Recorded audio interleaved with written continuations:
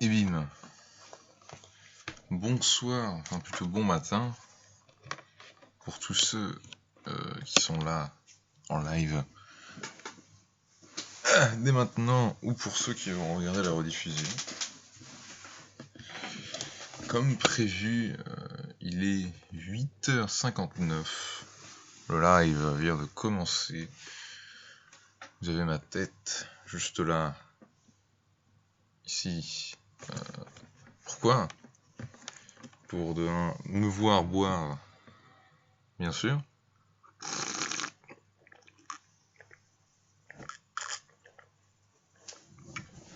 Mais surtout, pour que je puisse vous montrer ça un peu plus en détail. Alors là, du coup, ce matin, comme le planning l'est, ça va être... Oula, ça load encore. Ça va être... Voilà. Ça va être du lore par rapport à l'univers de ma BD. Et donc ce matin, du coup, j'ai pas non plus, on va dire, 40 000 supports visuels. Mais du coup, je vais vous présenter, on va dire, un peu... pas brièvement, mais un peu de tout. Je vais vous présenter un peu de la carte, un peu des personnages principaux, de la trame narrative, voilà. Et je vais vous montrer vite fait, tout en vous parlant des choses qu'il y a dans ce grimoire, puisque c'est là-dedans que j'écris mes choses. Enfin, j'ai aussi genre une bonne chier de bloc-notes avec plein de trucs dedans. Mais c'est, on va dire, voilà, c'est des bloc-notes de brouillon, quoi. C'est pas non plus... voilà. Avant tout, alors j'ai ici ma tablette graphique, car du coup, je n'ai pas genre de support du coup numérique des personnages que j'ai créés. Et vous les montrer directement avec la caméra, ce serait chiant. Du coup, juste j'ai utilisé Paint comme support visuel, quoi. Voilà. On va partir là-dessus. Paint c'est très bien. Et donc, sans plus tarder, je crois que j'ai tout ce qu'il faut. Alors, on va commencer par la carte. Voici, ici. Alors, normalement, je crois que je peux vous la voir. Allez, je vais exporter l'image. Sauver l'image. Je vais déjà télécharger un jour. Oui. C'est quoi, je vais même pouvoir vous l'ouvrir avec Paint, comme ça on va pouvoir dessiner dessus. Ok. Alors effectivement, c'est assez beau. C'est assez grand. Plutôt pas mal. Alors la carte est divisée en 3 parties, comme vous pouvez voir, et même, devrais-je dire, en 4, avec le continent principal, juste ici, comme vous pouvez voir, qui est délimité assez subtilement par un récif montagneux. Alors vraiment, je crois qu'il est possible que je dézoome. Ouais, pas trop. Puis je rezoomerai pour vous montrer.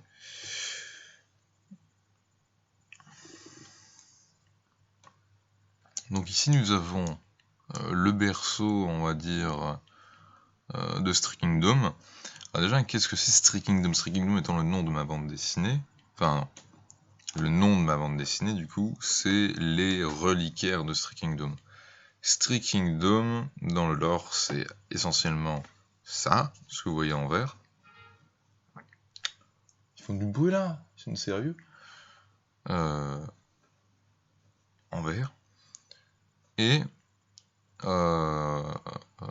en fait, Striking Dome est aussi en gros l'alliance, on va dire, de ces trois continents. Ces 3 pays vont créer, on va dire, les royaumes de Striking Dome, une sorte de tri-alliance même si dans le lore on découvrira que l'alliance est plutôt forte entre ces deux continents. Ces deux continents qui sont donc Three Kingdoms et Torach, qui est en gros le berceau de la culture hypérique. Nous avons donc ici quelques villes, quelques non cartographiées. Certaines choses sont déjà cartographiées, mais pas sur Incarnate. Parce que bon, des fois, je vous avoue que c'est des petits noms de choses, et comme je vous dis, c'est encore en développement tout ça, donc je n'ai pas non plus encore tout fait, tous les noms, tout ça n'est pas encore c'était pas encore accru 100%, et ça allait surtout pour les noms de ce pays-là qui s'appelle la Camérie. Donc aujourd'hui je vais vous parler un peu de lore par rapport à la cartographie, mais aussi de lore en général par rapport aux événements qui ont touché Three Kingdoms. Donc là, quand je parlerai de Three Kingdoms, je parlerai bien sûr donc quelque chose qui avait concerné en général tout ça, mais aussi un peu plus du coup la trame narrative, elle se concentre un peu plus sur le pays original. Mais vous inquiétez pas, je préciserai au fur et à mesure. Je vais juste aller chercher. Du coup, en fait, si je vais en avoir besoin, un bloc-notes, des trucs dedans.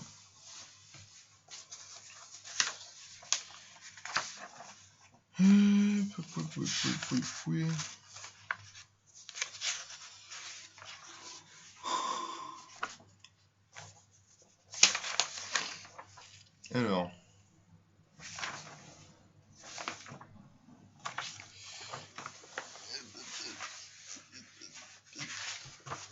Ok.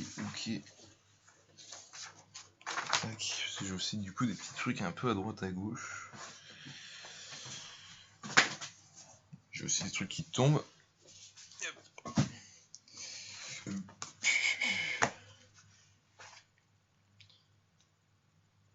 Oui. Voilà.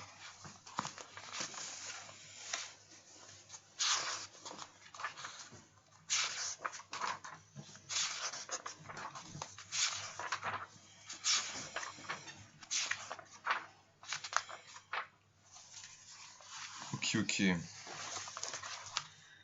On est y part.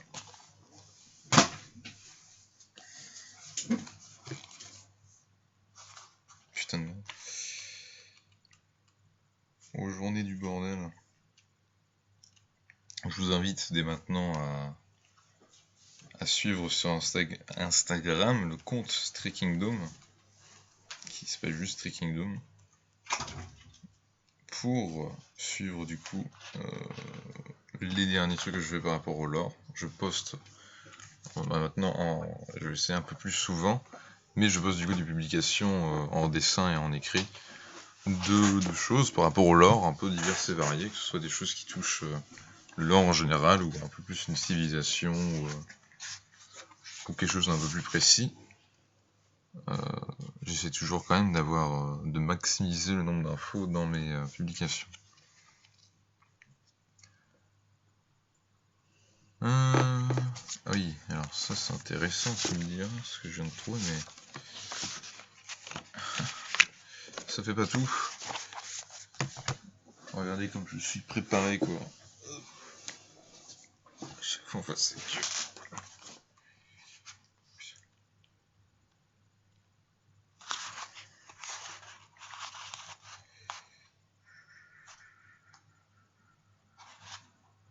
Nya. C'est pas ça. C'est pas ça. Ouais. Putain.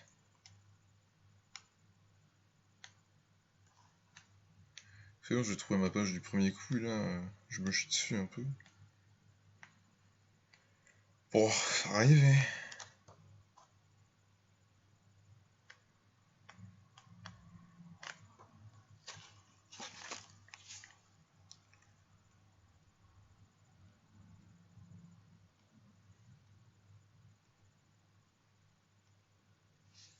Ok.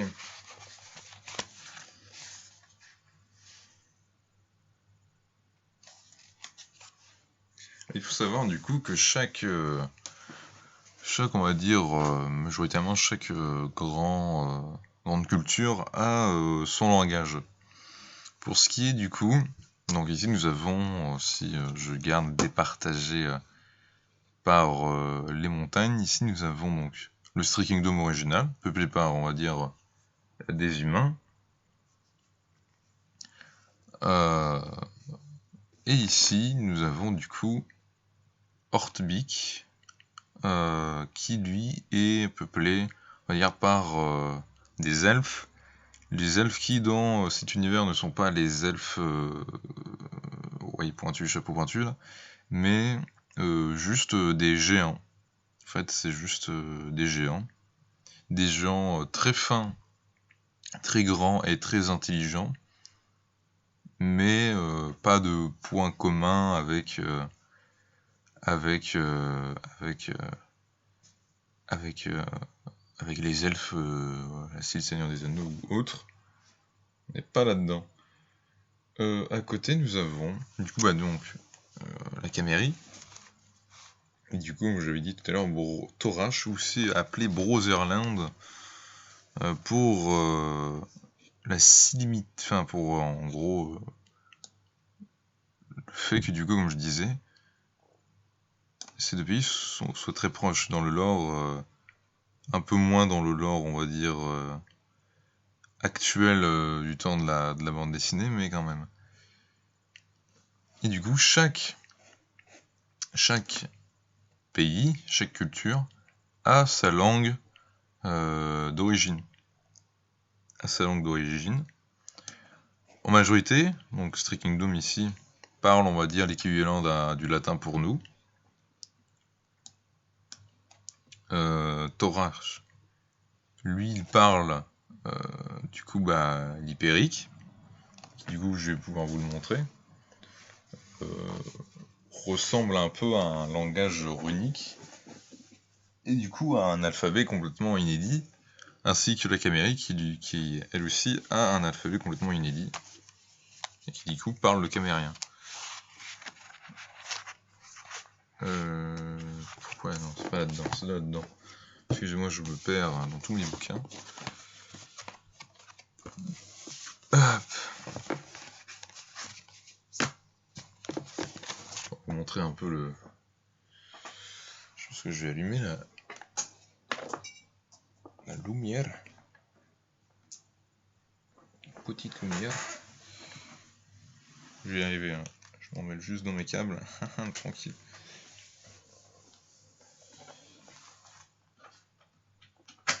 Hop là. Bonsoir.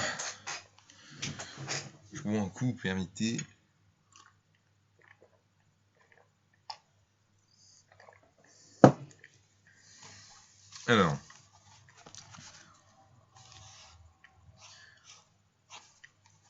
Alors ça c'est le logo un peu de Stray Kingdom. C'est un lingot avec un peu des effets magiques autour, vous allez vite comprendre pourquoi quand je vous aurai raconté le lore. Mais avant ça, voici l'alphabet de la culture camérienne. Ici, il y a oui mon doigt. J'espère que ça se verra. Et sinon même je pourrais même le réécrire. Tout simplement.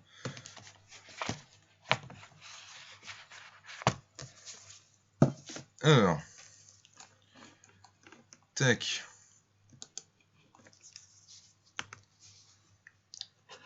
Pour ce qui est de l'alphabet de la culture camérienne, je vais vous mettre je vais mettre à chacun les premières lettres. Tac. Du coup, comme je disais, tout alphabet est inédit. Il n'y a pas de similitude entre eux, c'est bien sûr du coup moi qui les ai inventés de tête quoi. Alors je dis pas qu'il y a des trucs qui ressemblent pas à un alphabet déjà existant, sûrement, bien que je me suis pas inspiré d'un réel support visuel lors de la création, euh, de chaque alphabet.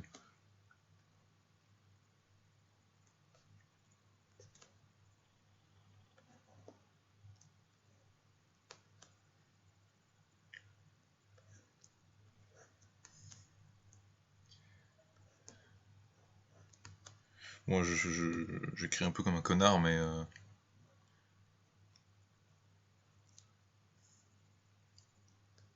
la barre à touche, sol. Enfin voilà. Je vais vous mettre quelques symboles un peu plus fantaisistes.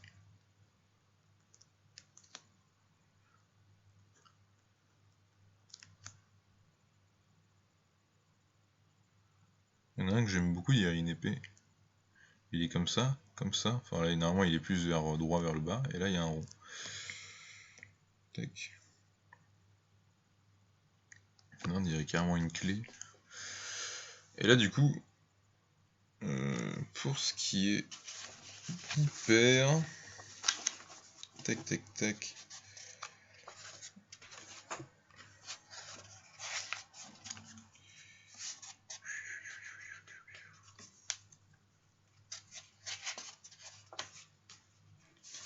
C'est tout de suite un peu plus carré, autant l'alphabet camérien est assez... il y a pas mal de ronds et tout, autant la culture hypérique c'est très carré, hein, comme vous allez pouvoir le voir. C'est très tac, tac, tac. Bon, là, moi j'arrive pas toujours à faire les trucs carrés puisque je fais de l'AD, mais vous captez.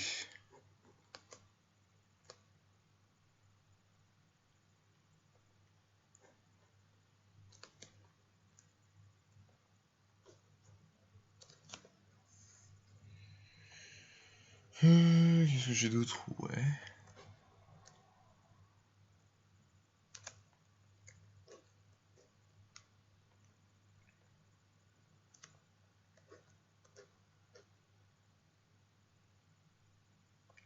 Je fais pas bien les symboles, mais tranquille.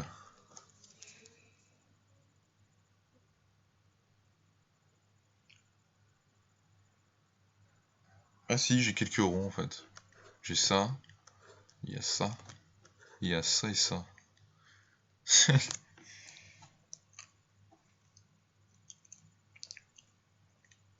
Enfin voilà. Donc un alphabet différent, avec du coup des prononciations différentes. Et du coup chaque nom a une racine de mots particulière. Du coup, vite fait, un petit descriptif des différentes cultures. Alors nous avons, je le rappelle, en bas, Thorash, ou du coup donc le berceau de la culture ibérique.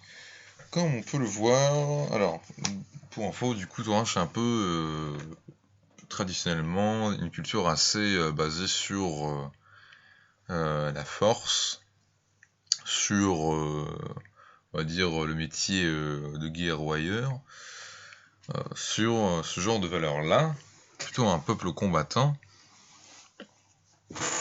et farouchement, traditionnellement, contre la magie.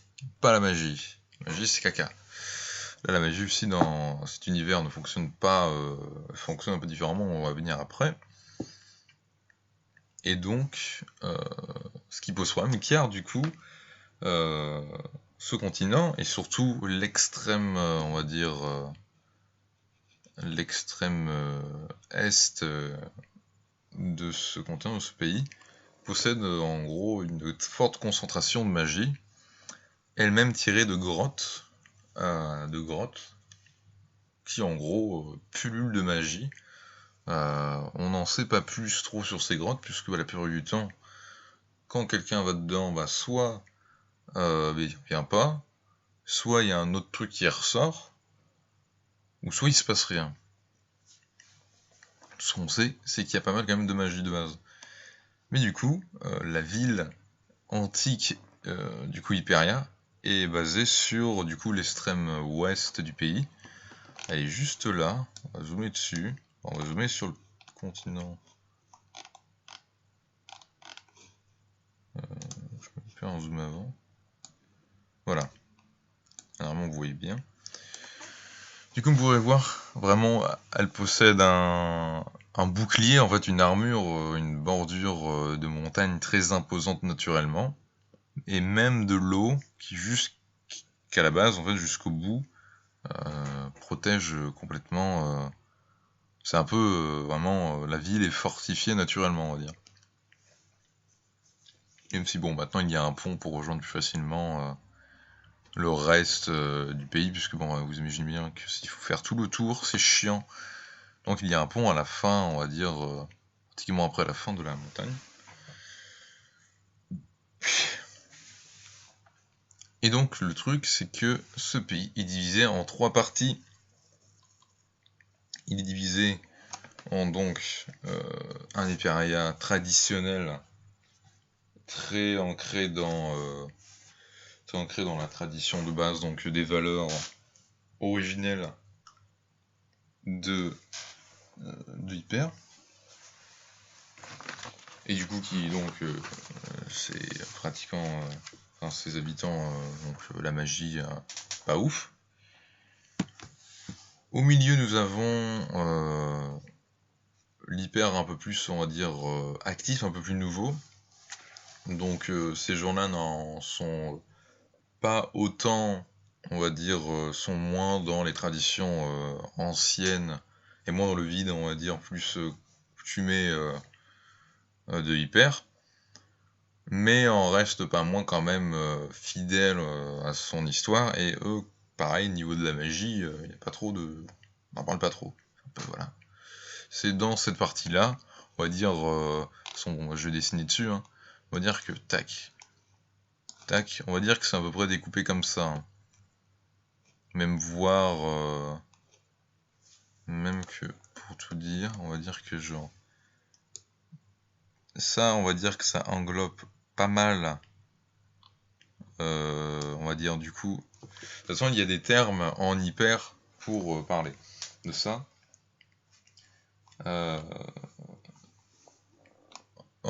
Par exemple, la partie traditionnelle s'appelle Ser. Attendez, il faut que j'écrive mieux ça.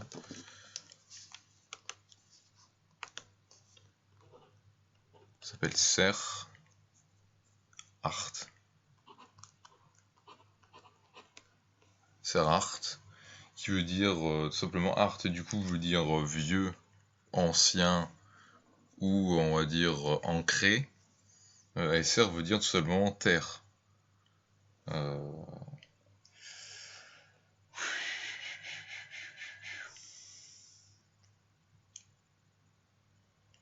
On va dire tout simplement tout cela.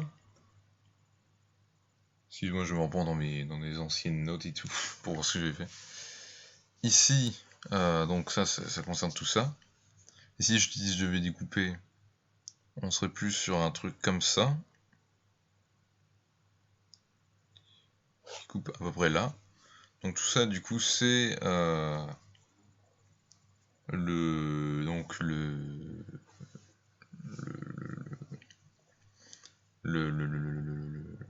hyper actif, qui est donc Ser Ulu. À ne pas confondre avec Uwu, qui n'a rien à voir. Ulu veut dire vivant, Ul étant juste la vie.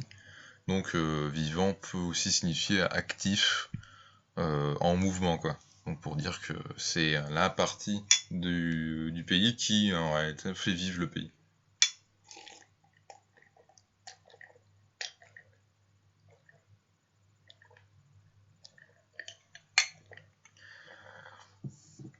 Ici nous avons, on va dire, le hyper un peu rebelle, le nouvel hyper, plus du coup lui, faudrait comme ça l'appeler, qui en gros rejoint tous ceux qui emmerdent bien les traditions, qui des fois certains dont venant d'autres contrées du monde pour apprendre sur la magie, et dont ces habitants originaires d'Hyper, eux sont là du coup, contestent les traditions, et eux veulent full pratiquer la magie, full apprendre sur la magie, et c'est pour ça que plein de gens du monde venant de Sri Kingdom ou de Camérie viennent pour y apprendre, puisque Viziri, que vous avez là, et en gros la châtellerie de Hyper, mais depuis maintenant des années, sert surtout en fait de collège académique de magie.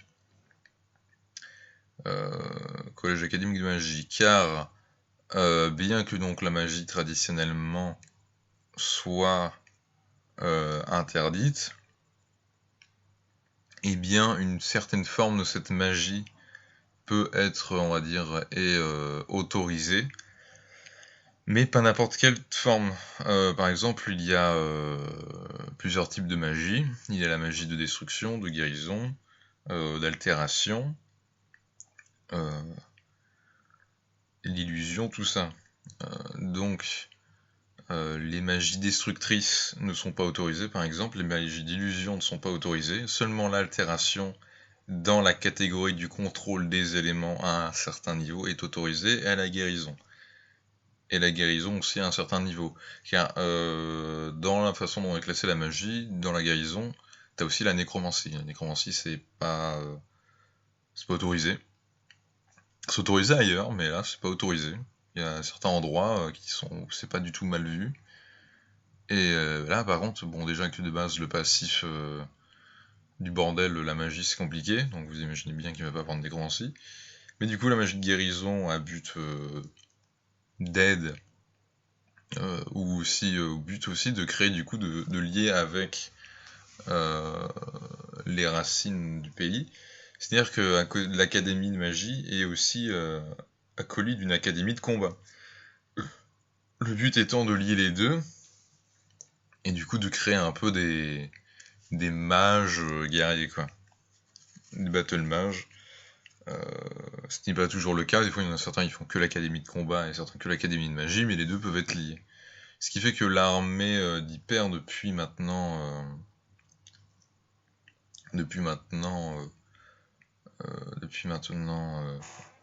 un petit temps, compte dans ses rangs des mages guerriers. Et techniquement, du coup, il n'y a pas de magie destructrice, il y a seulement du coup de la magie des matériaux, donc pouvoir contrôler l'eau, le bois, des cailloux, tout ça, donc ça peut quand même être bien. Et du coup, la guérison, c'est quand même pas mal, donc c'est plutôt des healers, des guerriers qui peuvent eux-mêmes se soigner, quoi, ou soigner les autres. Donc, ils ont cet avantage, puisque donc techniquement, donc c'est de la magie, ils ont une académie, mais à côté, ils utilisent pas au 100% de la magie, mais à côté, du coup, vu que la plupart du temps, j'avoue que l'altération, c'est pas non plus super étudié, c'est plutôt la magie, puisque du coup, les peu de gens qui font de la magie font aussi de l'académie militaire en même temps, et donc leur but est soit donc d'être des guerriers qui puissent se healer, donc ça fait quand même qu'il y a une forte concentration, genre le heal c'est quand même pas mal aussi bien appris chez eux. Donc ça crée, vous voyez un peu le topo de ce que c'est. Mais du coup, les gens qui ont envie d'apprendre, parce que du coup, comme je vous l'ai dit, c'est dommage d'avoir une source de magie la plus forte connue, et d'en utiliser à peine la moitié. Et bien c'est pour ça que tous les habitants, enfin tous ceux se concentrant dans ce genre de périmètre, même là, hein, les Oulipo, sont plus partisans d'un nouvel hyper beaucoup plus orienté sur la magie. Ce qui peut être compréhensible, parce que donc voilà, ce serait dommage, mais aussi, comme je vous l'ai expliqué, la magie est telle que des fois on comprend pas non plus trop ce qu'on fait avec. Et du coup, bon, bien que ça fait rêver le délire d'un peu d'indépendance et tout, de rebelles, c'est surtout en fait des groupes un peu obsculs, un peu des chamans et tout, des groupes de fanatiques qui habitent ces terres-là. on a quelques villages, qui sont du coup des réels villages, un peu plus, pour la plupart partisans, on va dire, favorables à la magie, même dans ses plus grands délires. Et par exemple, ici, ce village au milieu des bois, c'est une grosse concentration de fanatiques. Un peu caché par cette forêt, c'est exclusivement des fanatiques. Ici, nous avons une ruine. Et ici, par exemple, c'est un des points de magie les plus forts qui ont été cartographiés. Il y en a d'autres, mais lui est tellement grand qu'il a été cartographié. Pour vous rappeler, de base, c'est des trous dans le sol. Pour qu'un trou dans le sol soit marqué dans une carte, c'est que c'est vraiment un bon trou, quoi. Et ce trou-là, il est plutôt pas mal. Et le truc, c'est que ce trou déverse naturellement de la magie dans la flotte, ici. Et on va dire que l'effet s'estompe juste après, du coup, vers ici, quoi. Voilà, puisqu'après c'est bouclé. Et il se déverse pas plus après dans l'océan. Ça concerne vraiment, du coup, tout ce qui est entouré. Et donc, pour vous donner un exemple de magie, un peu dégénératrice que ça crée, par exemple, je sais pas, vous foutez un lapin dans le trou, vous ressortez, vous avez une sorte de créature humanoïde avec 3 bras, sauf que en fait les bras, en fait t'as que des sortes de... Enfin, ça s'arrête au coude, c'est un peu bizarre. Je trouve que le truc est à moitié mourant, qui se place pas très bien. Enfin voilà, ça crée un peu un bordel. Des fois, autant ça téléporte des trucs, autant des fois juste ça les fait grossir, des fois juste ça les tue, des fois... voilà. Mais ce qui est aussi très intéressant avec la magie sur Hyper, c'est que là on va venir par rapport à la magie en général dans l'univers. Chaque personne, peu importe sa provenance, a, on va dire, la capacité d'utiliser de la magie. C'est quelque chose d'inné, mais il faut juste l'apprendre. Faut juste l'apprendre, mais chacun a une capacité à utiliser de la magie et aussi à en engamasiner. Engamasiner. Et du coup, après, il faut juste apprendre à l'utiliser. Chez certaines personnes, c'est plus simple, et chez certaines personnes, c'est moins simple. Parce qu'en fait, c'est en 2 phases. T'as du coup la capacité à recevoir de la magie, et la capacité du coup à l'utiliser, à la faire sortir. Et autant des gens peuvent en engamasiner plein et pas du tout réussir à la faire sortir, autant des gens peuvent très bien réussir à l'utiliser, mais en ont très peu. Ça, du coup, c'est des choses qui s'apprennent. Et donc, du coup, naturellement, à cause de leur passif sur leur terre, les gens originaires de Hyper, du coup, ont une plus grande sensibilité à la magie, dans le sens où ils sont naturellement plus aptes à en recevoir, et du coup en utiliser. Ils ont un peu des stats en magie, donc voilà. Ce qui est marrant, parce que du coup, techniquement, quelqu'un qui voudrait devenir mage, le mieux, c'est qu'il soit hyper. Enfin, hyper, du coup, c'est l'autre nom que j'utilise pour parler du coup d'un représentant de la culture hypérique. Mais du coup, comme vous avez vu, c'est compliqué. Et du coup, la magie marche en fait avec l'alliance de plusieurs éléments. Par exemple, un mage, lui, avec sa main, du bout de ses doigts, va créer un élément qui va concentrer dans le creux de sa main et va ajouter un autre élément pour du coup l'ajouter à l'élément suivant. Par exemple, truc tout con, pour créer du feu, ou même pour créer du feu, un de ses doigts va créer du gaz, et un autre, par exemple pour créer plutôt un lancer de feu, un de ses doigts va pouvoir créer du feu, un autre de ses doigts va créer du gaz, et un autre de ses doigts va créer une poussée, ce qui fait que ces 3 choses liées vont créer un lancer de flamme. Il y a même des choses du coup un peu plus compliquées, où du coup il peut créer un combustible, ou utiliser un combustible déjà existant, pour du coup le lier à ça, et jeter donc la boule de feu. La magie c'est vachement compliqué, il faut genre connaître chaque élément du sort que tu veux invoquer, le mettre en place, se souvenir mémotechniquement et assez rapidement, du coup ça dépend après l'utilisation que t'en fais, mais assez rapidement, assez mémotechniquement, pour pouvoir donc tout mettre dans l'ordre, sous bien dosé au bon moment, pour l'utiliser et que ça fonctionne bien. Du coup c'est vraiment genre de la pratique aussi à donf la magie, c'est pas PTDR, non, c'est... T'en fais ta vie quoi. La pratique de la magie est un truc donc vachement compliqué, et vachement dangereux dans certains cas, donc c'est pour ça la magie destructrice est pas autorisée en hyper. Et après bon du coup il y a des niveaux quoi. Il pourrait très bien juste créer du feu et mettre des grosses baffes en feu, tu vois, mais bon. Tu peux faire plus, tu peux toujours faire plus, donc voilà. Et en fait partir de ce concept de chaque élément peut avoir une combinaison avec un autre et donc plein d'autres, et du coup dites-vous qu'en gros tu peux donc aller jusqu'au nombre de doigts que tu as, donc jusqu'à 10 éléments du coup, donc c'est-à-dire qu'il existe des combines à 10 éléments différents. C'est énorme, les possibilités sont incroyables. Mais ça on y reviendra plus tard. Donc ça c'est la magie qui est manipulée directement par quelqu'un engagé dans la magie, mais ça marche aussi pour des objets. Par exemple, il existe les bâtons de magie. Les bâtons de magie, vous avez... Attendez, j'essaie de le retrouver. Les bâtons de magie, vous avez en gros deux types de bâtons. Vous avez du coup les bâtons de magie faits dans un bois ou une matière qui emmagasine du coup bien la magie, mais qui aussi du coup est apte à pouvoir la laisser s'échapper. Parce que bah, le but donc c'est d'avoir quelque chose qui peut avoir assez de magie en soi, mais aussi du coup pouvoir quand même plus facilement le sortir. Donc voilà, il faut faire quand même un choix de matière. Il y a des bois un peu plus spécifiques, des bois qui ont été exposés à de la magie, par exemple qui ont poussé donc dans les régions est, normalement sont plus des bois assez...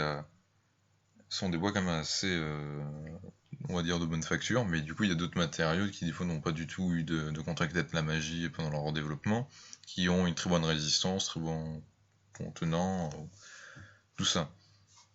On va dire, on va un peu avoir du coup de base les bâtons un peu chaman, je me les appelais.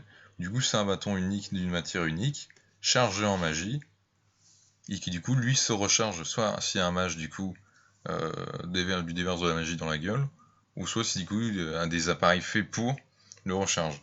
À côté, on a, on va dire, les bâtons utilisables. Alors les bâtons, rechargeables plutôt, eux, ils vont avoir une base quand même donc d'une matière quand même plutôt, on va dire, quand même de préférence en accord avec la magie, mais c'est pas le plus grand, son plus grand truc. Même des fois, il est possible que ce bâton-là soit orné, tout ça, alors que bon, sur les bâtons, on va dire plus druides, on évite pour pas endommager. Eux, ils peuvent, ce qui va être surtout intéressant, c'est la pierre. La pierre qui va être au bout. Les pierres de magie, les cristaux de magie plutôt, sont donc des pierres qui ont été préalablement avant chargées en magie. C'est-à-dire que... Et surtout ont été chargées d'un sort. C'est-à-dire que vous avez votre bâton, et vous avez du coup des cristaux, et chaque cristau du coup contient un sort qui a été appris dedans. Par exemple un sort guérison ou lancer de flamme, ou après la magie est infinie dans cet univers, tu peux avoir des sorts de tout ce que tu veux. Il va avoir eu ce sort d'appris, et il va être chargé en magie. Et du coup, ces cristaux-là, tu fous ton cristaux sur ton bâton avec tes trucs, et tu l'utilises et tu fais ton sort que tu veux. Et juste, quand ton cristaux est à plat ou que tu veux changer de sort, tu changes de cristaux. Voilà, comme un verre de lampe torche, tac tac, tu changes comme ça. Donc ça a un effet, on va dire que l'avantage, c'est que du coup tu peux changer à chaque fois. Et l'avantage, du coup, c'est que c'est en deux pièces, quoi. Donc c'est voilà. toute façon, les bâtons, c'est plus fait pour, de base, les gens qui soit ont leur apprentissage de magie assez encore tôt, c'est-à-dire qu'ils peuvent pas encore trop manipuler la magie, soit du coup ils utilisent des sorts qu'ils n'ont pas encore appris, soit c'est des gens pas du tout réceptifs à la magie de base, du coup ils utilisent des bâtons, ou soit c'est pendant le temps d'apprentissage d'un sort pour, comme je disais, l'apprendre, tu peux pas encore le faire. Ça peut avoir plusieurs utilités d'utiliser des bâtons.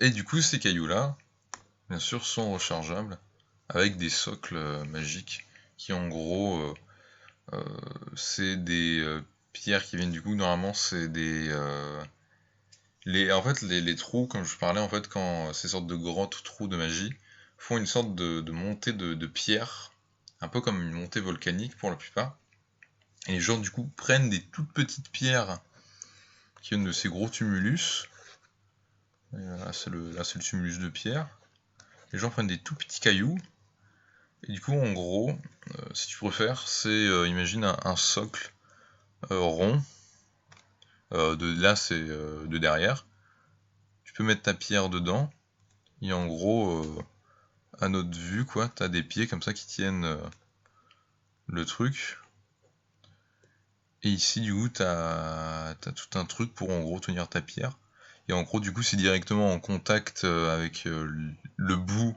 parce que du coup les cristaux sont comme ça, et en gros chaque bout est une entrée de magie et une sortie. Donc comme une pile en fait, le caillou est sur l'entrée de magie, pour après du coup plus tard pouvoir faire sortir la magie par l'autre entrée. C'est comme une pile, c'est un moins et un plus. Sauf que là, c'est des cristaux magiques.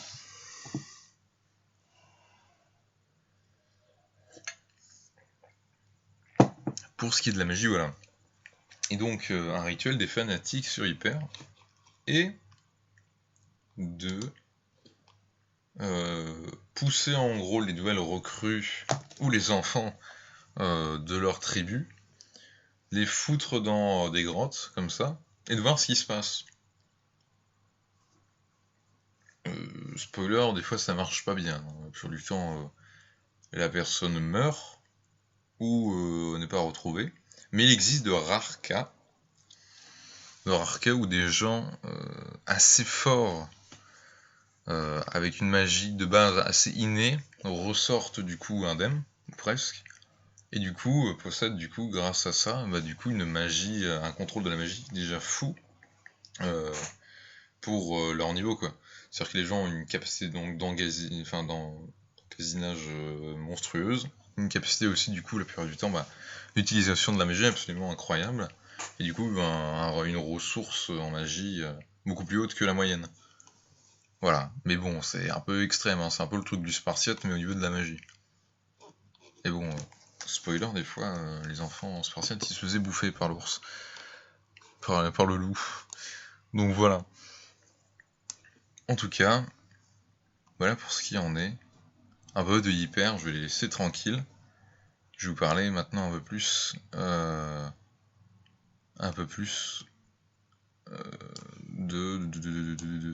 de Stray Kingdom en général. Stray Kingdom en général, eh bien, nous avons du coup, comme je vous parlais ici, nous avons le Comsux. Le Comsux, du coup, c'est la châtellerie de Stray Kingdom. Et en gros, c'est ces deux. Et du coup, comme vous pouvez voir, ils sont vachement liés, du coup, si on voit par rapport à Viziri et Comsux. Les deux châtelleries étaient très amis, et les deux ont le même fonctionnement pour rejoindre l'île de la châtellerie. C'est-à-dire que par exemple, sur Viziri, pour rejoindre Viziri, d'abord vous devez passer par l'île de Hapre, qui sert un peu de checkpoint, et après vous pouvez accéder à Viziri. Alors, et sur Comsux, d'abord il fallait passer par l'île Palais-Lalé, et après vous pouviez accéder à Comsux. C'est une façon en gros de faire en sorte que tout se passe bien, et qu'il n'y ait pas de danger une fois arrivé sur l'île. Parce que bon, ces îles-là, du coup, sont quand même des petites îles et tout, donc imaginez si une bande de méchants arrivés sur l'île, bah ils ont juste encerclé la l'île et l'île c'est terminé, il n'y a plus rien quoi. Donc d'où l'intérêt que ce soit pas accessible. À savoir que sur l'île du Kamsouks comme sur l'île de Viziri, il y a des balistes posées de façon stratégique tout autour de l'île. Après, du coup, des sortes de petits remparts sur les bords de l'eau ou des sortes de monticules créés de façon stratégique qui ont pour ordre, à partir d'un certain périmètre, si un navire approche et que ce navire n'a pas été reconnu ou ne s'est pas identifié ou n'a pas répondu aux alertes, les gardes sur place ont pour ordre de tirer dessus, même si c'est juste le pêcheur qui s'est endormi dans sa barque et qui a dérivé vers l'île, et ben il se prend une poutre, tant pis, fallait pas dormir, connard. Et du coup, moi pour l'histoire de Stray Kingdom, j'ai un peu du coup vous raconter l'histoire du tome 1 brièvement. En tout cas, la préhistoire qui mène du coup à notre tome 1. En gros, il y a fort longtemps, sur Stray Kingdom, régnait sur Stray Kingdom et donc les pays autour, un mec qui s'appelait Eupêtre, lui-même donc descendant de toute une lignée, et je ferai un live plus sur du coup la hiérarchie et le lore derrière. Eupêtre était un mec plutôt cool, il a créé plusieurs villes telles que Omnici et Salva, qui sont ici Omnici et Salva qui en gros vont avoir des rôles assez capitaux. Salva, on va dire que c'est réellement l'île qui va être la plus militarisée, on va dire, de toutes, et qui du coup va aussi va développer des intérêts par rapport à la navigation au port et aussi du coup à la création de Komsux, puisque du coup avant Eupêtre, la châtellerie n'était pas à Komsux, elle était ici, comme vous pouvez voir, qui du coup maintenant cet endroit-là n'est plus une châtellerie, mais du coup il était une grande ville. La grande ville de Médite, du coup, qui est un peu la ville centrale de Stray Kingdom, donc c'est pour ça un peu, vous imaginez centre de Stray Kingdom, donc du pays, donc vous imaginez bien que voilà, l'intérêt d'y mettre la châtellerie était, mais l'intérêt est encore mieux quand la châtellerie se défend elle-même. Donc vite fait, petit point sur Médite. Donc à part le fait que ce soit la ville centrale, du coup l'ancienne châtellerie, c'est une ville, tout ce qu'on a de plus marchand, hein. C'est surtout en fait un lieu de recueil. C'est surtout un lieu de recueil guerroyer, puisque du coup en fait les gens qui vont surtout dans cette ville, c'est les gens de Salva. Les gens de Salva souvent c'est un peu la ville des gardes, des guerriers en général. Voilà, puisque du coup tout l'endroit est un peu plus on va dire dans ces genres-là. C'est près de Komsux, c'est près de leur garnison. Les garnisons de soldats à Stray Kingdom, en fait, elles sont c'est tout là, en fait, c'est tout au bord. Il y a tout ça, c'est occupé, du coup, c'est des garnisons, en fait, c'est un peu des camps militaires. T'en as d'autres un peu droite à gauche, mais c'est surtout concentré là. Donc, du coup, l'intérêt quand t'es garde, soldat, guerrier, quand t'es à Solva, du coup, c'est d'être près de ton lieu de travail, techniquement. Et à côté aussi, quand même si t'es juste un mercenaire ou un guerrier, tu sais que à Mehdi, tu trouveras soit du travail, ou soit des copains. Du coup, c'est l'intérêt premier de la ville. Et du coup, Eupêtre, ce gros crack, du coup, donc il aide à la construction plus de Komsux, tout ça, il s'y installe. C'est lui qui décide aussi, du coup, que l'île Pelalele soit un endroit on va dire, du coup, de vérification avant l'accès à l'île. Ce qu'il a totalement copié à Viziri qui avait déjà fait ça avant, mais ils sont potes, du coup on s'en fout, même si en vrai pas tant que ça, puisque c'est vraiment à partir de Petre que les liens vont encore plus, on va dire, se créer avec avec Viziri.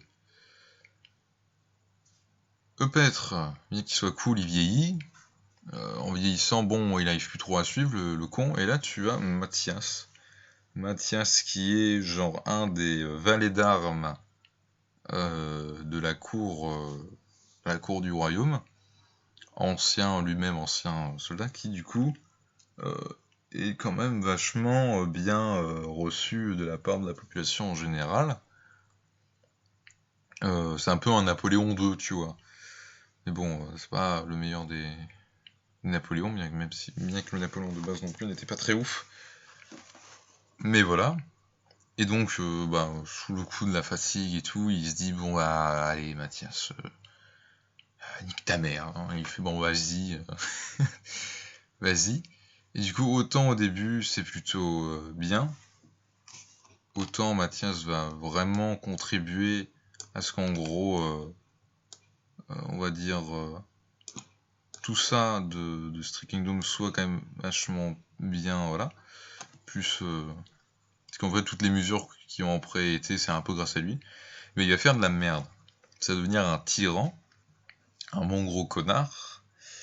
Et en gros, ce qu'il va faire, c'est qu'il va réquisitionner l'île de Pellélalé. Ça va toujours être du coup le checkpoint avant d'arriver à Kamsux, mais l'île va surtout servir de camp d'entraînement pour son armée d'élite. Pour son armée d'élite, dont j'avais des illustrations.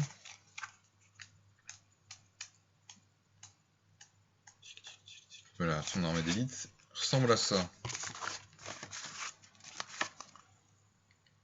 Voilà, donc bon, ça donne un peu le décor. Hein. Masque de bronze, casque, une armure à la fois faite pour l'archerie et à la fois faite pour le combat, complètement armurée, quand même assez raffinée hein, pour quand même une armée, même si c'est une armée d'élite, donc il n'y a pas des milliers d'hommes, il y en a quand même pas mal. Et le problème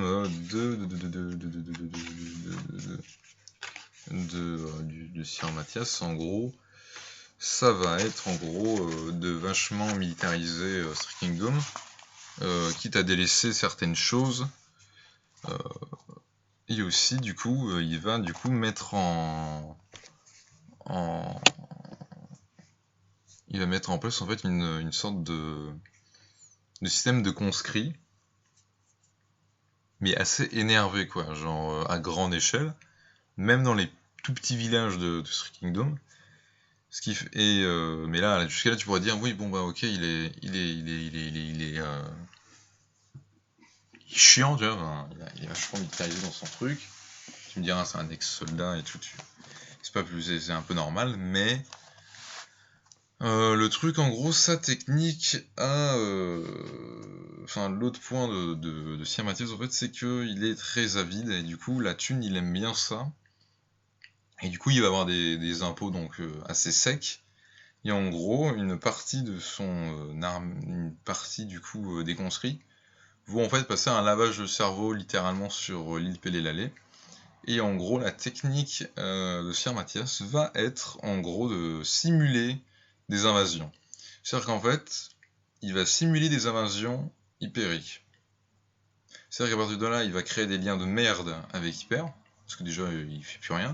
Et en plus, il les accuse de terrorisme, car en vrai, je vous explique. Il va créer, avec ce lavage de cerveau, une sorte des gens, une sorte de classe de soldats, qui va en gros déguiser comme on va dire, des guerriers, on va dire, traditionnels, ou pas hypériques. Et il va les envoyer en gros piller les villages qui soit ne peuvent pas piller les taxes qui sont données, soit ne donnent pas assez, ou soit qu'ils soupçonnent d'être rebelles ou de potentiellement plus payer. Et du coup, il déguise ça comme une invasion, donc il crée des liens de merde, il crée de la peur et de la haine chez ses habitants, et du coup, encore plus chez ses soldats. Donc vous voyez le cercle vicieux de fou. Un jour, ça pète, les gens s'en rendent compte, c'est appris. Des grands combats se font contre Sir Mathias et son armée. les rebelles arrivent jusqu'à Comsoux, et Sir Mathias se fait buter. Le problème étant que Sir Mathias, lui, avait fait appel à la magie avant, et avait en gros transcendé son âme dans 7 lingots magiques, qui donc ont été donnés à des gens plus ou moins proches enfin assez proches de Sir Mathias, et qui ont été en gros dispatchés dans des reliquaires aux 4 coins du monde. Et en gros, tous les 100 ans à peu près, Sir Mathias revient à la vie. Son armée, du coup, c'était genre de la magie assez vénère, comme vous l'imaginez, c'est donc une sorte de nécromancie fois 10 000. Les sources donnent en gros qu'il a fallu avoir 4 mages pour lancer le truc. Pour une seule personne, c'est beaucoup, hein, sachant que, comme je vous ai dit, on a tous 10 doigts. Voilà, je crois que j'apprends rien à personne. Désolé de Jamel. Du coup, voilà. Donc imaginez à peu près genre, le niveau de bordel que c'est. Et du coup, à peu près tous les siècles, il remet à la vie son armée. Même en termes généraux, c'est la merde. Il y a beaucoup plus de monstres que de saloperies qui se passent qu'en temps normal. Des choses qui étaient enfouies depuis des siècles reviennent. Et du coup, dans l'histoire de la BD, surtout du tome 1, du coup là, en l'occurrence plutôt le tome 1, un groupe de héros, comme c'est créé à la base lors de la première révolte contre Sir Mathias, se crée pour aller le défaire.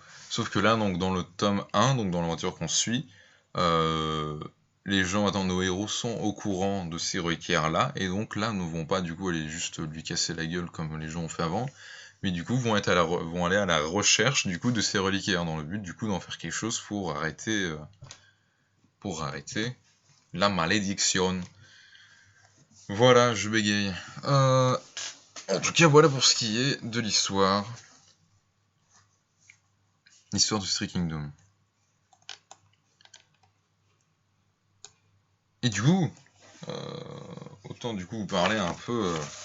Donc on va venir sur la Camérie. Autant vous parler vite fait du sponsor d'aujourd'hui. Non, c'est faux, il n'y a pas de. On va vous parler aussi, je vais vous parler un peu des villes. Voilà, je vais vous donner des noms. Vous foutez ce que vous voulez. Alors ici, vous allez voir. Alors ici, je vais vous parler de l'île du Croissant. L'île du Croissant, il y a toute une trame, dans la bande dessinée. Mais en gros, est une île qui possède, comme vous pouvez voir, des petites taches blanches. Ces taches blanches, en fait, c'est des dépôts de pierre créés par une magie inconnue. Qui, en gros, c'est des dépôts de pierre, c'est une sorte de pierre un peu de calcaire, très corrosive, qui ont créé, il y a des années de ça, les hommes croissants, ou les hommes de la lune, comme on les appelle. C'est-à-dire qu'il y a longtemps, il y avait de la vie, il y avait un village, il y avait des trucs sur cette terre, sur cette île, et d'un coup, paf, des sortes de grosses explosions de terre et de calcaire sont créées, on crée des plaques, elles-mêmes ont créé des failles, et dedans sont créés du coup ces hommes de la lune, qui du coup juste en gros sont des abominations en pierre. Pour vous faire un descriptif, pour même vous faire un dessin, littéralement. Non, je ne veux pas enregistrer. Où est-ce que j'ai mis mon crayon? Il est là. Les hommes de la lune, en gros, c'est des sortes d'abominations humanoïdes qui, en gros, sont faits de pierre, c'est-à-dire qu'ils ont un tronc, voilà, puisque là tout est normal. Bon, des fois ils sont un peu difformes, hein, c'est pas grave. Et en gros, tous leurs membres sont des sortes de morceaux de pierre qui, en gros, partent complètement aléatoirement. Pour ce qui soit, du coup, des fois, en fait, ça part un peu comme un bras, et puis ça va partir un peu comme, vous savez, un peu comme des cornes de chèvre, et ça va partir en pointe la plupart du temps, ou en excroissance comme ça. La tête étant souvent le début d'une tête avec un énorme coup en pierre, finissant, souvent à l'avant ou à l'arrière, par du coup un pic. Ils ne disposent pas de nez, ont des yeux du coup sans paupières. Du coup, je te laisse imaginer le film d'horreur. Et ne montrent aucune expression faciale. Et du coup, ces saloperies, en gros, adorent et attaquer absolument tout ce qui peut vivre. Genre, dès qu'un truc est vivant, dès qu'un truc bouge, il se rue dessus, et en gros, il se rue dessus, il le frappe, ou il se frotte contre, et jusque-là, tu te dirais, bon bah, c'est pas grave, ça va, sauf que du coup, je rappelle que leur matière est extrêmement corrosive, et en gros, et crée une sorte d'infection qui, encore, du coup, aujourd'hui, n'a pas de remède. Et pour vous décrire les symptômes, en gros, quelqu'un qui a même été touché, imaginons la main, tout le truc va se gangréner, et en gros, sur sa peau va commencer à se créer des plaques. Sauf que c'est pas réellement sur sa peau, en fait, sa peau va se diviser en plaques, sa peau va littéralement se transformer en pierre, mais vu que du coup, le corps va créer un rejet, puisque bah du coup t'es pas censé avoir de la pierre dans ton corps, littéralement la peau pierreuse, calcarisée de la personne va tomber, le pauvre infecté en fait va commencer à avoir littéralement sa peau qui va tomber en petits morceaux, et du coup bah va crever la chair à nu. Voilà, maintenant vous situez le problème. Et donc ça fait depuis des siècles que toute cette île n'est pas habitée à part le nord, qui du coup, en gros, qui en gros est gardé par, en gros, littéralement des mercenaires. En fait, parce qu'il y a des années, quand du coup ça a commencé, les habitants de l'île ont fait appel en fait à une compagnie de mercenaires un peu maritime, qui du coup de base avait juste chassé ces saloperies, et quand ils ont vu qu'en fait bah ça, ça apparaissait de partout, bah ils ont vite compris que ça allait pas être possible, et qu'il fallait se rendre à l'évidence que bah voilà, et le nord étant on va dire l'endroit le moins touché, ils se sont retranchés dans le nord, l'extrême nord de l'île.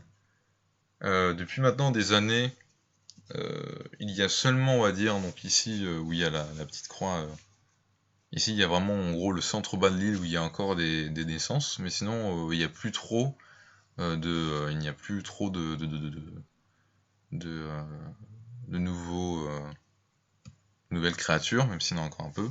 Mais par contre la concentration de l'île, on va dire, s'évalue à peu près 500 individus en général, et on sait qu'il y a quand même une grosse concentration vers le bas du coup de l'île,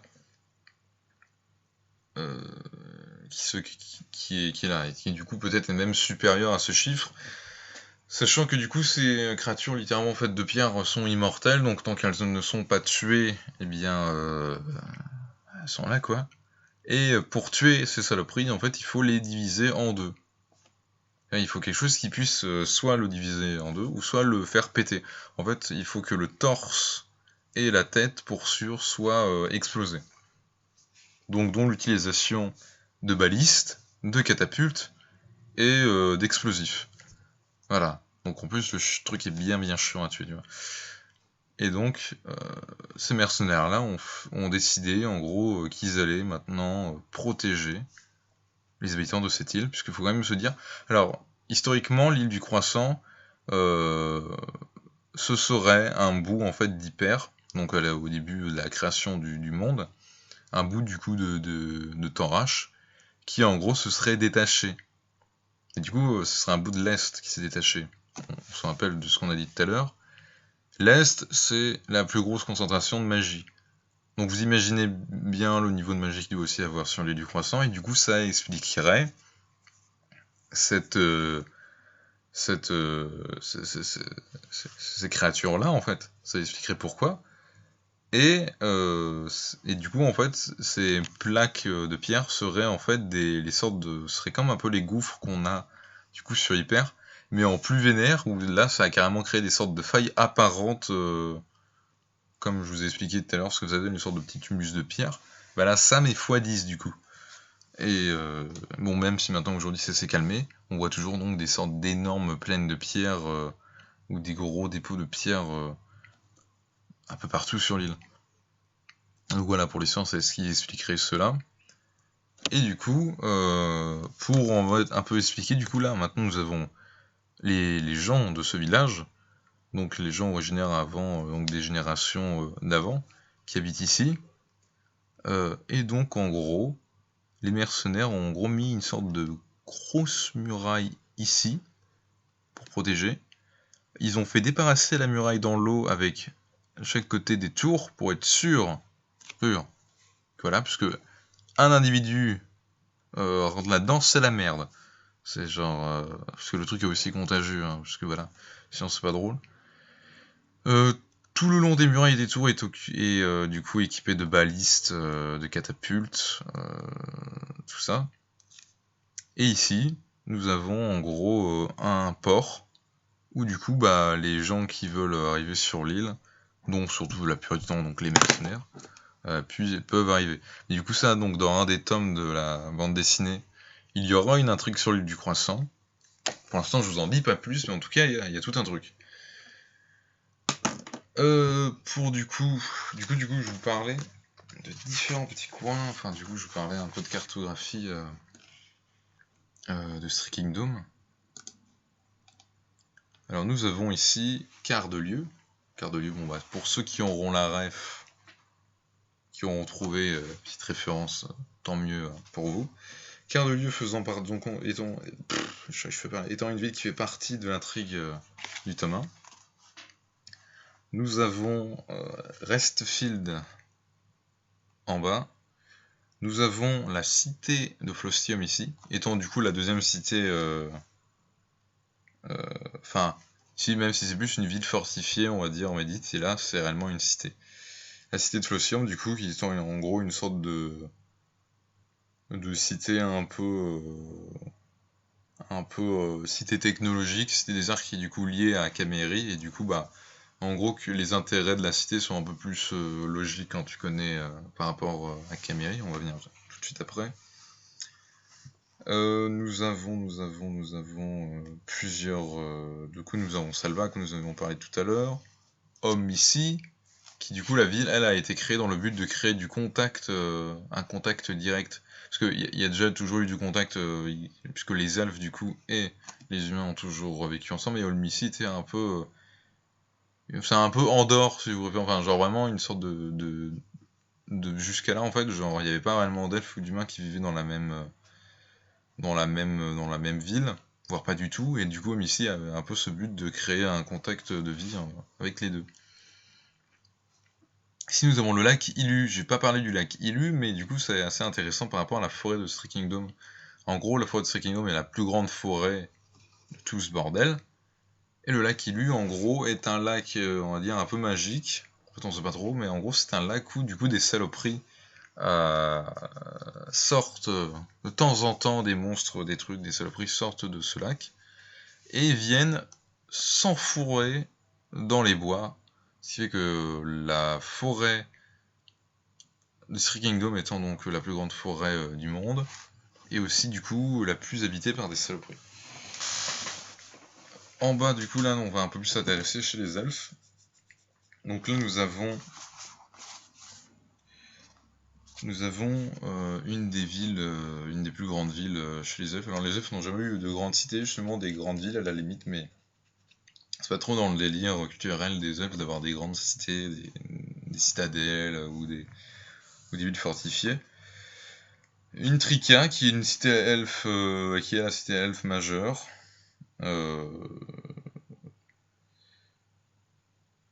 Ouais, du coup, bah, les elfes, c'est plutôt des gens plutôt cool, hein. C'est surtout, en gros, on va dire, pour laquelle est connue les elfes, et surtout, du coup, cette ville en général, c'est le fait que, du coup, il y a une grande concentration de druides, qui, du coup, sont des gens qui utilisent la magie de guérison et d'altération en général. Et aussi la cavalerie, puisque du coup, bien que ce soit un peu pacifique, il y a déjà eu une armée dans ces terres-là. Et la cavalerie étant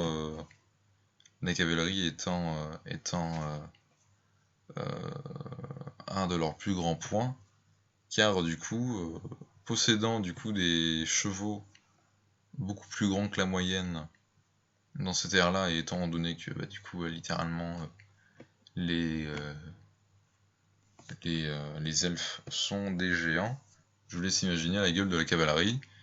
C'est assez monstrueux, quoi.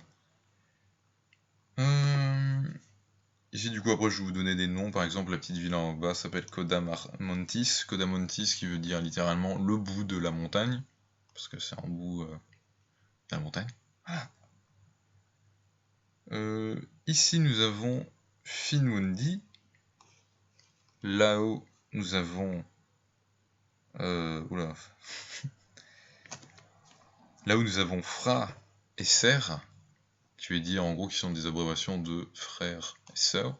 Parce que du coup, genre, par rapport à comment c'est foutu sur la carte, la ville est la sœur de l'autre, dans le sens où en gros les deux villes sont pratiquement, les deux petits villages sont pratiquement identiques, et on occupe à peu près le même niveau de terrain. Nous avons plus bas Midistro. Juste en bas nous avons... Attendez, je me reprends.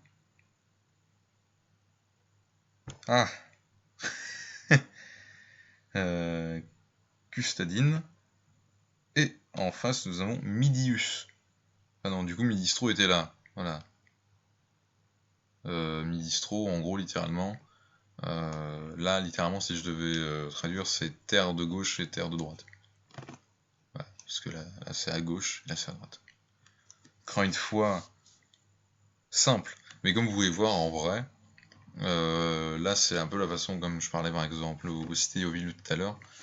Les elfes, eux, sont plus en vrai, c'est plus en mettre plein de petits villages, un peu tous paumés, des fois les uns pas du tout loin des autres, de grandes villes en général, alors que par exemple chez les humains, ça va plus être, il y a quelques villages, mais c'est surtout des fois, genre les villages sont assez éloignés, et ça va plutôt être du coup d'un coup des grandes cités, des grands trucs, plutôt que ok, voilà, donc ça respire quand même pas mal.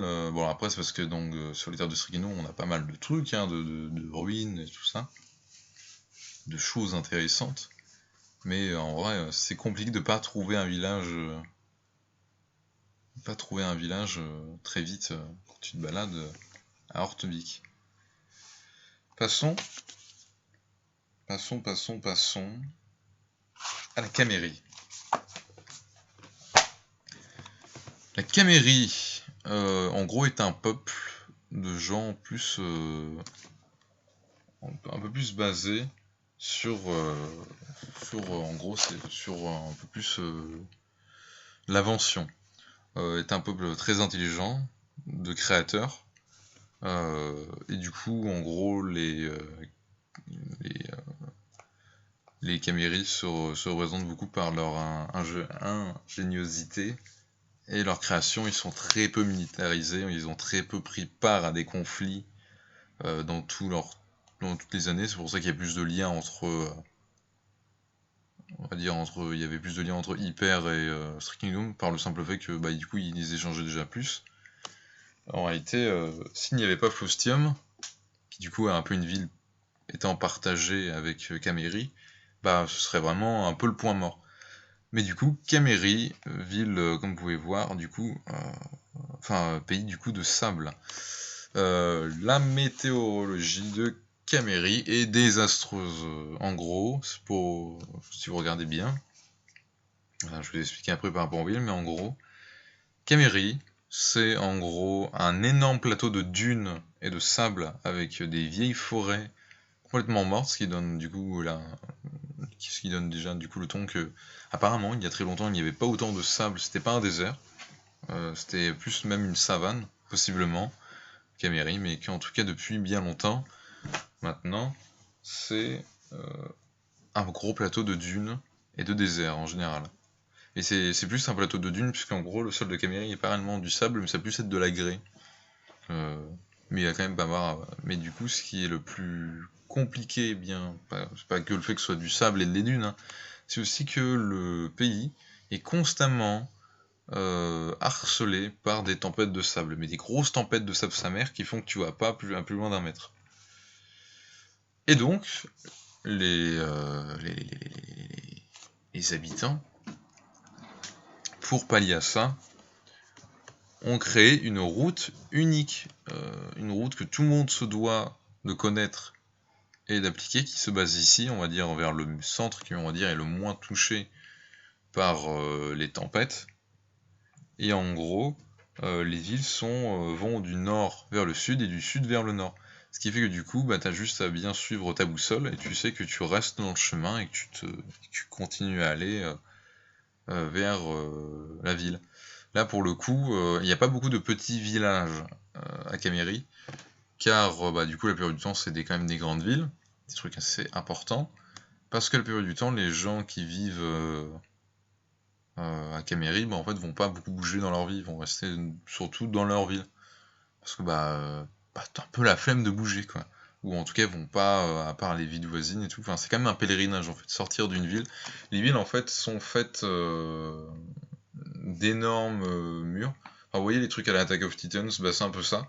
C'est très grand, des très grands murs, qui en gros, du coup, protègent des tempêtes de sable, mais dès que tu sors dehors, en gros, c'est tout un pèlerinage, et même tout le monde n'est pas autorisé à sortir des villes. À Caméry, faut soit faire partie de l'armée, ou soit être vraiment un vendeur, un marchand assez qui du coup est important et nécessiteux pour la survie de quelque chose en général.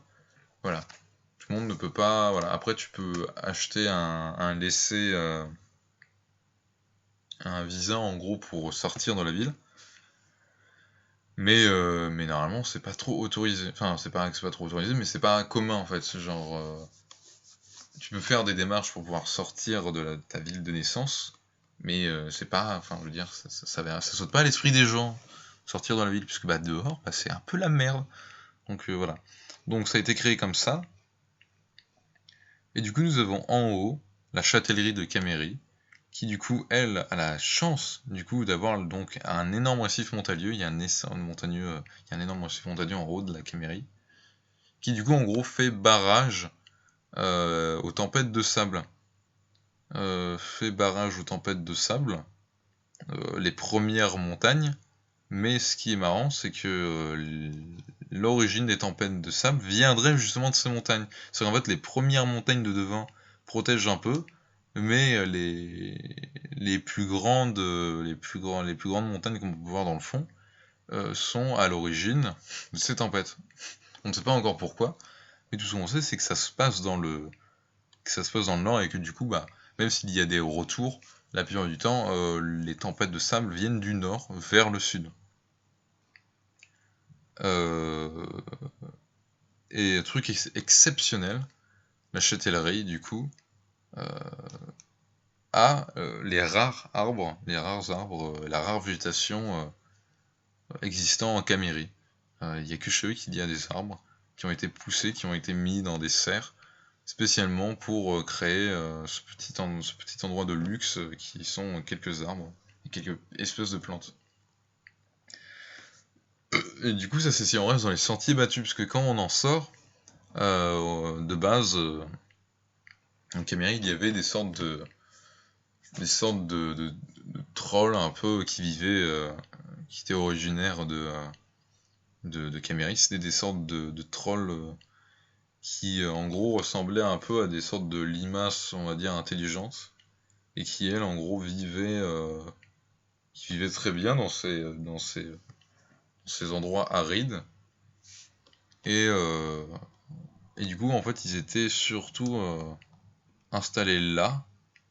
Et du coup, en gros, bien sûr, il y a eu gros conflit avec, avec les Caméry quand ils sont arrivés. Quand les Caméry sont arrivés, puisque après je vous expliquais d'où viennent du coup les habitants humains, puisque si, comprenez bien que si avant du coup les habitants de la Caméry c'était des sortes de grosses larves trolls dégueulasses, c'est que les humains de Caméry ne viennent pas de là originellement, en tout cas pas tout à fait.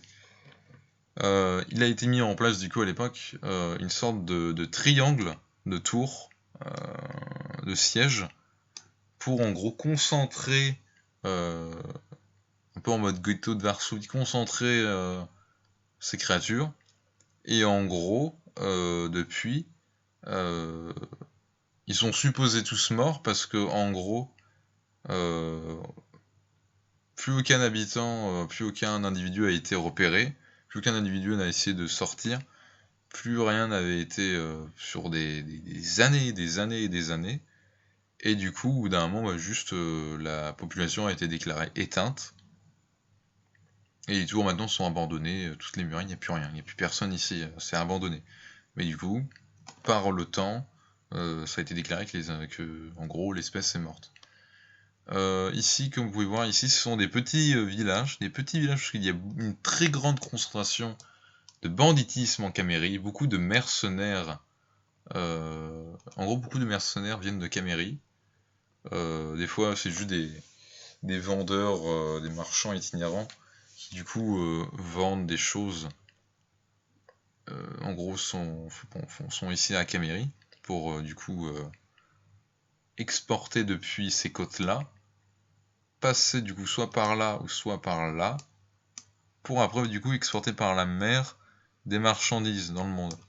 Du coup, ils sont ici. Et du coup, ils sont un peu protégés par ces sortes de petits villages de bandits. Mais sinon aussi, il y a juste une énorme concentration de bandits et de mercenaires qui prennent leur essor ici, et qui, eux, comme les contrebandiers, comme les marchands itinérants, prennent la mer par ces côtes-là, pour après aller ailleurs. Et ici, nous avons techniquement le point le plus safe de la Camérie. Alors ici, c'est un vieux fort de l'armée de Camérie qui paraît en ruine, qui n'est plus du tout utilisé. Donc c'est plus, il est plus à l'état de donjon que autre chose.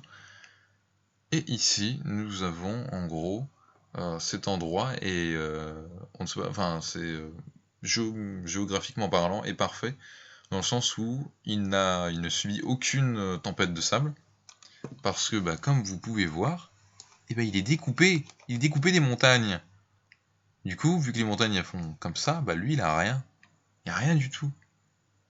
C'est une ville parfaite, elle a été créée par des gens qui ont voulu sortir du système de Caméry et qui en gros ont fait pèlerinage jusqu'à cet endroit-là pour y construire leur ville. Alors le truc étant, vous vous dites mais pourquoi personne n'y va?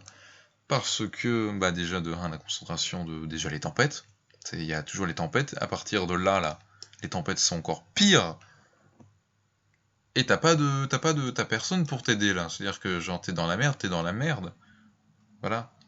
T'as pas de point genre là, t'as pas de sud, nord, nord, sud, là c'est...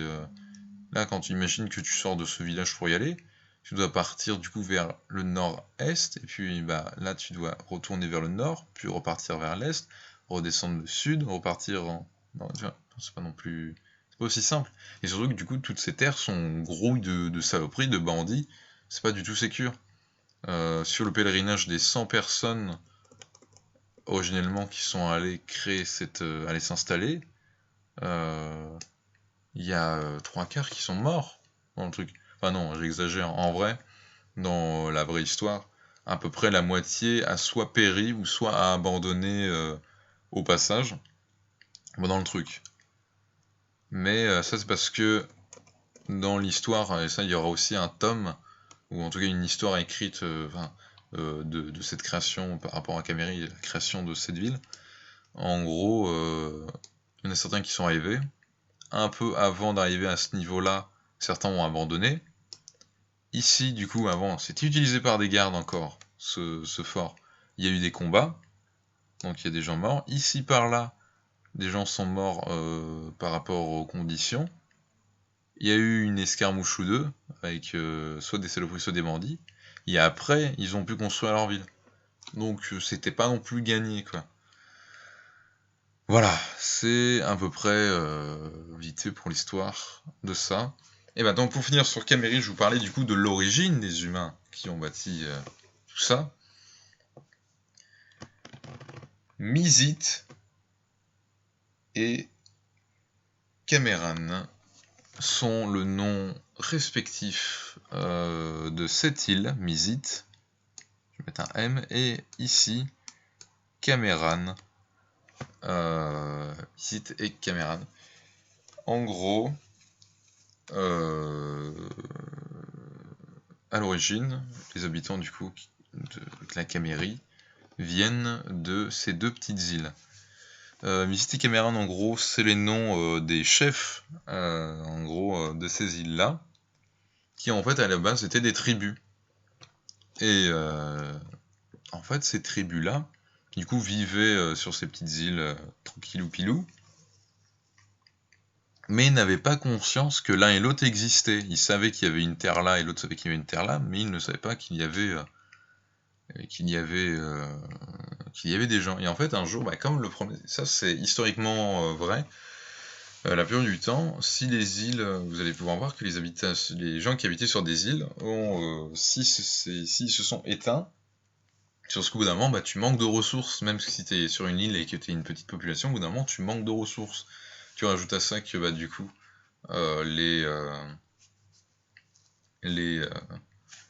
tu rajoutes à ça que du coup, des fois les conditions météorologiques aident pas, et que les gens vivent beaucoup de ce qu'ils produisent essentiellement. Ça fait que la vie est très dure, et juste en fait un jour, l'île comme l'autre a tout simplement en fait manqué de ressources. Et en fait c'est Caméry la première qui est allée sur Mizit, puisqu'il était en mode on va aller voir s'il y a, tu vois, parce que là on est dans la... Voilà. On va aller voir s'il y a sur cette île. Et en gros, tout simplement, pendant que en gros pendant qu'en gros chaque île en gros en gros commençait un peu à naviguer au bord pour explorer un peu les alentours. En gros, tout simplement, en fait, leurs bateaux se sont croisés. Enfin, tout simplement parce qu'en fait, il n'y a pas non plus masse truc. Et en fait, genre, des bateaux se sont croisés. Du coup, ils ont compris qu'il y avait de la vie. Et du coup, en fait, Cameran et Mizit, les deux chefs, se sont très bien entendus. Il n'y a eu aucune rivalité entre les deux. Il n'y a jamais eu rien. C'est plutôt pacifique, l'histoire de la Camérie. Et en gros, le truc, c'est que il a vite compris, Cameron, ils avaient le même problème, les deux. Et du coup, ils décidèrent du coup d'aller que les deux peuples allaient après longue réflexion, tout ça, que les deux peuples allaient coloniser la Camérie. La Camérie qui déjà à leur époque était déjà un gros plateau de dunes ardentes. Voilà. Mais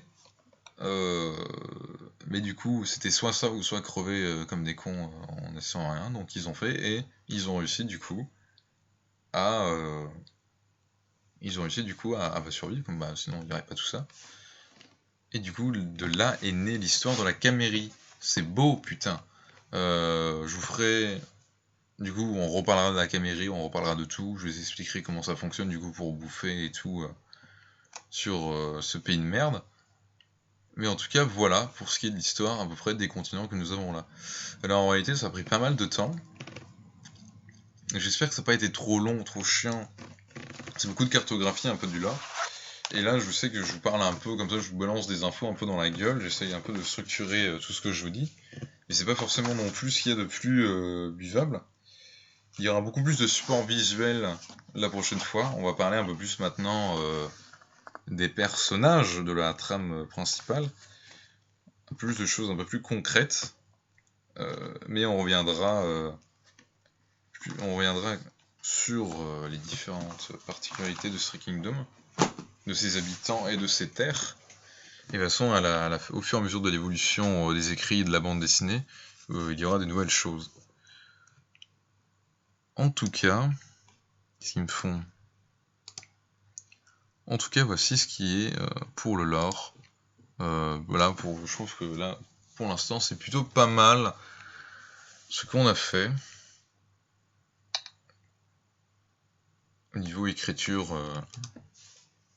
Putain, ce dessin. Au niveau écriture, tout ça. Alors, attendez.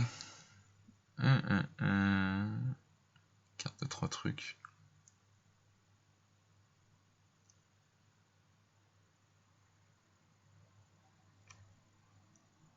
Attendez.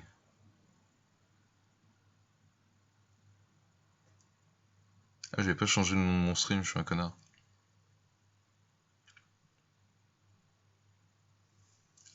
En tout cas, voilà.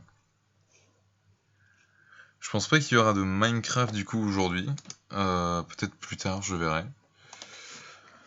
En tout cas, je suis content d'avoir pu faire du coup cette première diffusion un peu, voilà, bon là sur la première vidéo, du coup là c'était pas non plus, comme je vous ai expliqué, le plus passionnant forcément, mais il y aura plus de choses, ce sera plus tonique les prochaines fois. En tout cas, j'espère que ça vous aura plu. On se retrouve soit dans la semaine, voir comment j'organise mon programme, ou sinon dimanche soir pour sûr, et lundi matin, même heure pour sûr, pour la suite. Je vous préparerai plein de petits supports et tout en amont. Là, vu que j'avais déjà un peu tout ça, du coup j'ai pas eu besoin d'en préparer, mais là, la prochaine fois, ce sera un peu plus le cas. Je vous fais des bisous, je vous dis à toutes, portez-vous bien, et soyez créatifs.